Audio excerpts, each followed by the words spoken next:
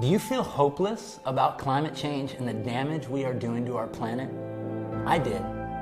But then I was shown a new way to look at the problem, which made the solution so obvious and so within reach. A solution that's right under our feet. I've been sharing this story with everyone I know, and now I want to share it with you. Climate change is all about too much carbon in our atmosphere, right? But carbon's not our enemy. It's the building block of life. Everything alive is made of it. It's us. The problem and the solution are simply a matter of balance. To see this balance, let's step back and look at the 5 pools of where carbon is stored on planet Earth: atmosphere, biosphere, oceans, soil, and fossil. Starting about 500 million years ago, when plants appeared on land, carbon began to cycle in an amazing balance between these pools, a balance that allowed for life as we know it to evolve.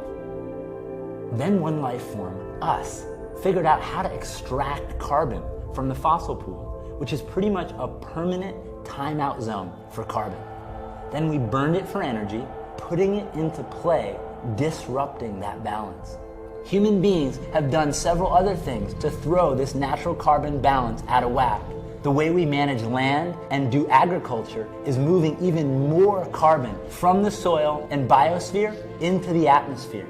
Specifically, we've moved 534 gigatons of carbon dioxide into the atmosphere, which is heating up the planet and destabilizing our climate.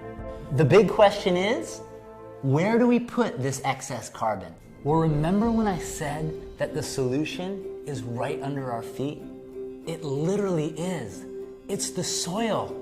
It turns out we already have a technology that removes carbon from the atmosphere, and it's got 500 million years of research and development behind it. Plants, with sunlight and water, perform photosynthesis. They pull in carbon from the air and turn it into carbohydrates, sugars. Then they pump some of those sugars down through their roots to feed microorganisms who use that carbon to build soil.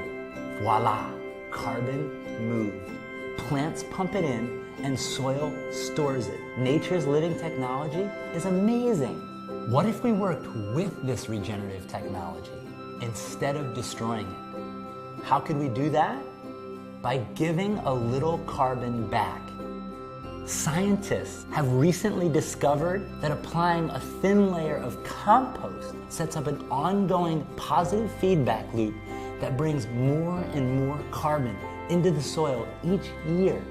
In concert with other regenerative practices like not tilling the soil, planting trees, cover crops, and planned grazing, we can build and retain gigatons of soil carbon.